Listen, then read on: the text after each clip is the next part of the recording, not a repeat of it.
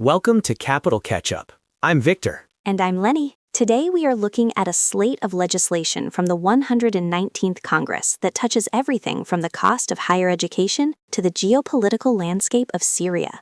But we have to start with the most politically volatile item emerging from the Committee on Oversight and Government Reform. That's right. We are looking at two committee reports, House Reports 119, 468, and 469. These accompany resolutions recommending the House find both William J. Clinton and Hillary R. Clinton in contempt of Congress. It is rare to see contempt of Congress proceedings against former presidents or secretaries of state. This stems from a refusal to comply with a subpoena issued by the committee. Procedurally, this is the first step. The committee votes to report the resolution, and then it goes to the full House floor. If the House votes to hold them in contempt, the matter is referred to the U.S. Attorney for the District of Columbia. Which brings us to a massive legislative package that is also moving. House Resolution 7148, the Consolidated Appropriations Act of 2026. The Senate has sent back amendments, meaning we are in the final stages of the reconciliation process to fund the government.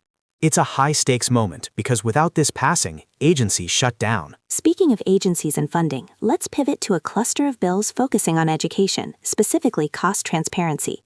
We have House Resolution 3153, the Understanding the True Cost of College Act of 2025, and House Resolution 6502, the College Financial Aid Clarity Act. These bills seem to be a direct response to the confusion many families face. House Resolution 3153 would standardize financial aid offer forms. It's similar to the Truth in Lending Acts from decades ago that forced credit card companies to be transparent. If passed, universities would have to clearly distinguish between loans, which you pay back, and grants, which you don't. That clarity is desperately needed, and this dovetails with House Resolution 6002, the Veterans Earned Education Act. The Veterans Affairs Committee has been incredibly active. They just held a legislative hearing covering over a dozen bills, including the Warriors to Workforce Act and the Veteran Housing Promise Act. That hearing on January 21st was heavy. They discussed the Daniel J. Harvey Jr. and Adam Lambert Improving Servicemember Transition to Reduce Veteran Suicide Act.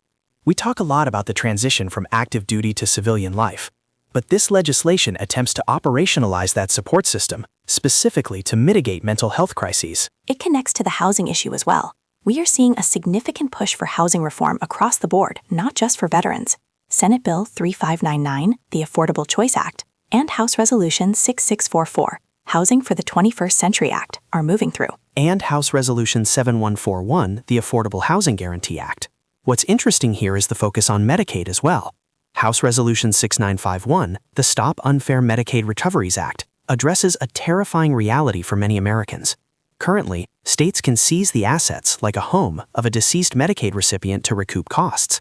This bill would limit that practice, protecting generational wealth for lower-income families. That is a major shift in entitlement policy. Let's look at technology and safety. There is a fascinating hearing titled Innovate Less Lethal to De-Escalate Tax Modernization Act, House Resolution 4242, and Senate Bill 3514, the Less Than Lethal Act. This is the intersection of tax policy and police reform. By incentivizing the development of non-lethal technology through tax modernization, Congress is trying to use market forces to change policing outcomes.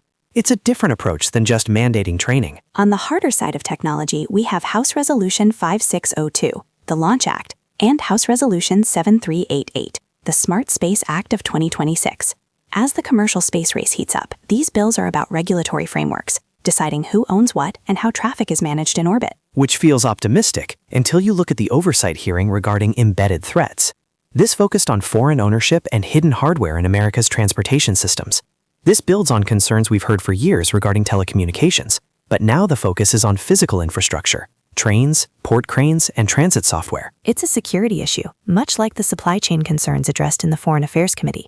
They are looking at House Resolution 3617, the Securing America's Critical Minerals Supply Act, and House Resolution 4090, the Critical Mineral Dominance Act. If you control the cobalt and lithium, you control the future of batteries and defense tech. It's that simple.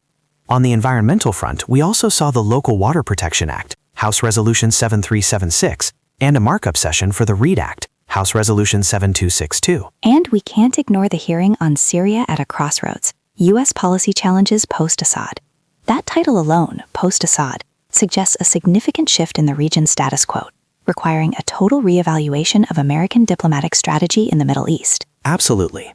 Before we wrap up, we need to look at the personnel who will enforce these laws. The Senate has received several nominations. Daniel E. Burrows has been tapped as an Assistant Attorney General. We also have nominations for U.S. attorneys in Alabama, Louisiana, and Texas: Thomas Govan Jr., Zachary Keller, and Ryan Raybould. And for the judiciary, Brian Charles Lee for the Western District of Tennessee and Justin R. Olson for the Southern District of Indiana.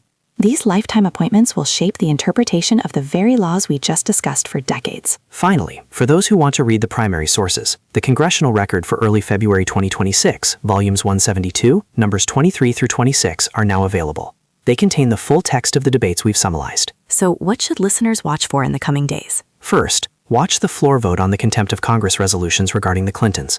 That will suck up a lot of media oxygen, but don't let it distract you from the Consolidated Appropriations Act. Exactly. If House Resolution 7148 stalls, we are looking at a government shutdown. Also, keep an eye on the Stop Unfair Medicaid Recoveries Act. If that gains traction, it changes the financial planning landscape for millions of seniors. We'll be tracking the votes as they happen. Thanks for listening to Capital Catch-Up. See you next time.